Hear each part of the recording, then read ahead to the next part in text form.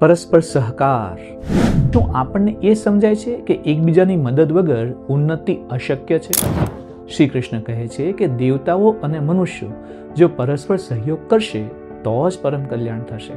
શ્લોક છે, દેવાન ભાવયતનેન તે દેવા ભાવયન્તુ વઃ પરસ્પરમ ભાવયन्तઃ શ્રેય પરમવાપ્સ્યથ. અધ્યાય 3 શ્લોક 11 શ્રી કૃષ્ણ કહે છે, તમે આ યજ્ઞ દ્વારા દેવતાઓને પુષ્ટ કરો અને તે દેવતાઓ તમને પુષ્ટ કરે. આ રીતે પરસ્પર નિસ્વાર્થ ભાવે એકબીજાની ઉન્નતિ કરતા તમે પરમ કલ્યાણને પ્રાપ્ત કરશો. બિઝનેસ અને વ્યવહારની અંદર 3 ટૂંકી શિખામણ છે. 1. સહયોગી વ્યવહાર. વ્યાપાર કે ટીમમાં જ્યારે આપણે માત્ર લેવાનું નહીં પણ આપવાનો પણ વિચાર કરીએ છીએ ત્યારે આખી સિસ્ટમ મજબૂત બને છે. 2. પ્રકૃતિ સાથે તાલમેલ.